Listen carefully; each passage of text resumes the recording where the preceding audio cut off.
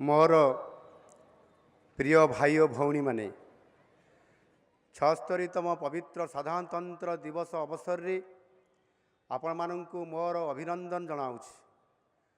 प्रत्येक ओडिशावासी देश तथा देश बाहर रहुतबा प्रत्येक भारतीय को आजिर दिनर अनेक अनेक शुभेच्छा। आमे जानू आधुनिक भारत इतिहास रे दुई गोटी दिन सबुठारु महत्वपूर्ण 15 अगस्त 1947 जो दिन आम देश भारत एक स्वाधीन राष्ट्र भाव जन्म नेला एवं 26 जानुआरी 1950 जो दिन देश एक गणतांत्रिक सार्वभौम राष्ट्र रे परिणत हैला। प्रत्येक भारतीय यही दुईटी जाक दिन सबुठारु बड़ पर्व। आमर स्वाधीनता संग्राम एक संघर्षमय कहानी, बलिदानर कहानी और त्यागर गाथा। यही संघर्ष रे लक्ष लक्ष देशवासी निजक उत्सर्ग कर देइथिले। सेमाने तांकर किशोर एवं यौवन देश उद्देश्य रे समर्पित देइथिले, कारण आमे एक स्वाधीन देश रे निश्वास प्रश्वास नहीं पारिबा। आज परम सौभाग्य जे आज यही मंचर मु देशर सही सब महान जननायक एवं मनीषी मान को प्रणाम करिवार सुजोग पाई। आज यही पवित्र दिन रे जातिर जनक महात्मा गांधी, पंडित नेहरू, नेताजी सुभाष चंद्र बोस, मौलाना अबुल कलाम आजाद, वीर सावरकर, बाबा साहेब डॉक्टर भीमराव अंबेडकर, पंडित दीनदयाल उपाध्याय, लाला लजपत राय, बिपिन चंद्र पाल, बाल गंगाधर तिलक, सरोजिनी नायडू, श्याम प्रसाद मुखर्जी परी महामनीषी मानक मोर विनम्र श्रद्धांजलि। आम राज्य ओडिशा रे मध्य स्वाधीनता संग्राम तथा स्वतंत्र ओडिशा प्रदेश गठन आंदोलन रे अनेक वीर सुपुत्र निजर त्याग और बलिदान देइछन्ति। वीर सुरेंद्र साय, शहीद माधव सिंह, बक्सी जगबंधु, उत्कलमणि पंडित गोपबंधु दास, उत्कल गौरव मधुसूदन दास, गोपबंधु चौधरी, नवकृष्ण चौधरी, भगवान बिरसा मुंडा, शहीद लक्ष्मण नायक, डॉक्टर हरेकृष्ण महताब, रमा देवी, शहीद बाजी राउत, मालती चौधरी, पार्वती गिरी परी महान संग्रामी मानक प्रति मोर गभीर श्रद्धांजलि अर्पण करुछि। एथि सहित सारा देशर लक्ष लक्ष स्वाधीनता संग्रामी वीर एवं वीरांगना मानक मोर प्रणिपात। देश स्वाधीन होगा परे सबुठारु बड़ आह्वान थिला यार सुरक्षा और अखंडता को बजाय रखिबा सहित लोकंक स्वप्नर भारत गठन पाई एक सुशासन प्रदान करिबा। यही उद्देश्य रे देशर विभिन्न प्रांतरू निर्वाचित होइथिबा प्रतिनिधि माने 3 वर्षर विचार विमर्श परे देश को भारतीय संविधान रो उपहार देइथिले। डॉक्टर बाबा साहेब भीमराव अंबेडकर अध्यक्षतार रचित विश्वर दीर्घतम लिखित संविधान को 1949 मसीहा नवेम्बर 26 तारीख दिन गृहीत करा जाई 1950 मसीहा आजिर दिन में कार्यकारी करा जाइथिला।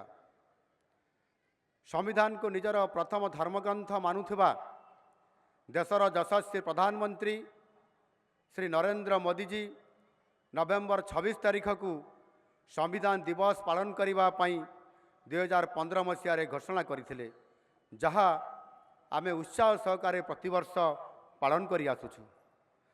आज को 75 वर्ष पूर्वे आनुष्ठानिक भाव देश में गणतंत्र शासन व्यवस्था स्थापित होइथिला।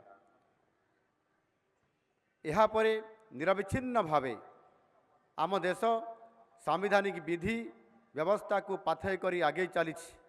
भारतर समसामयिक राष्ट्र जो माने विभिन्न उपनिवेशिक बादरू स्वाधीनता प्राप्त करथिले समानंक मध्यरु कौन सी राष्ट्र रे निरविच्छिन्न भावे गणतंत्र रही नहीं। सही सब राष्ट्र किसी समय पाई एकछत्रवाद परिणत होइछि। କିମ୍ବା ଆଜି ମଧ୍ୟ ସେଠାରେ ଏକଛତ୍ର ଶାସନ ଚାଲିଛି। ଭାରତରେ ଗଣତନ୍ତ୍ର ବଜାୟ ରଖିବାରେ ସବୁଠାରୁ ବଡ଼ ଭୂମିକା ଗ୍ରହଣ କରିଛନ୍ତି ଏ ଦେଶର କୋଟି କୋଟି ଜନତା। କୁହାଯାଏ ଗଣତାନ୍ତ୍ରିକ ଶାସନରେ ଲୋକଙ୍କର ସ୍ୱର ହିଁ ହେଉଛି ଭଗବାନଙ୍କର ସ୍ୱର।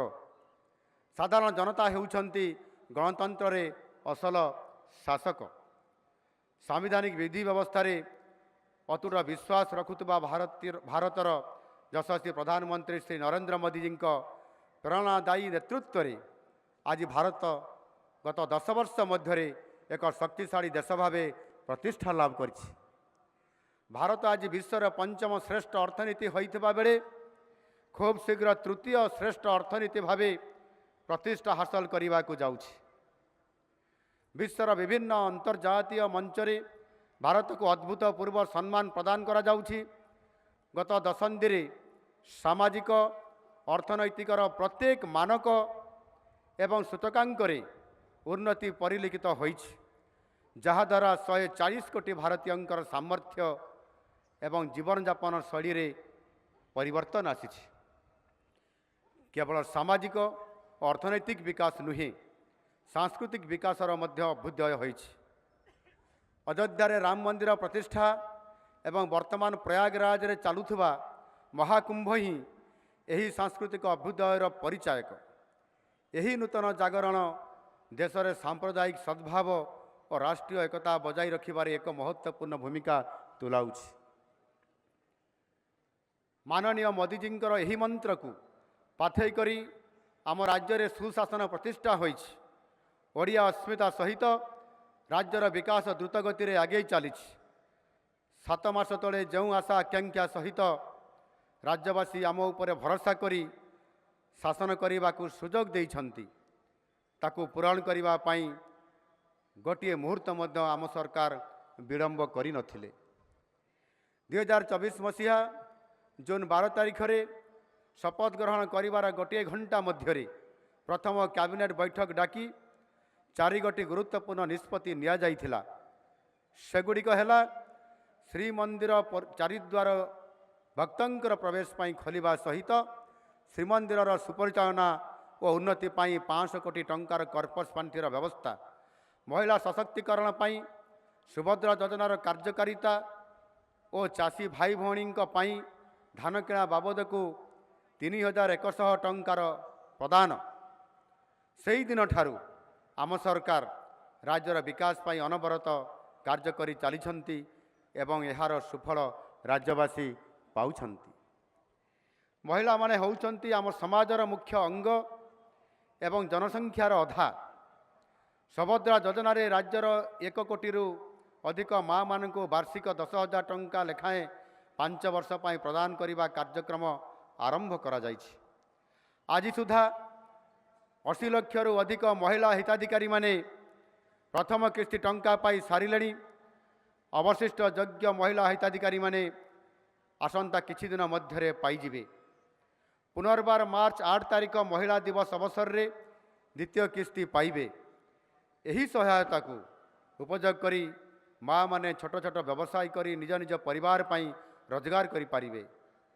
ଓଡ଼ିଶାର ଅର୍ଥନୀତି ଆମ ପରିଶ୍ରମୀ ଚାଷୀଙ୍କର ବିନା କଳ୍ପନା କରାଯାଇପାରେ ନାହିଁ।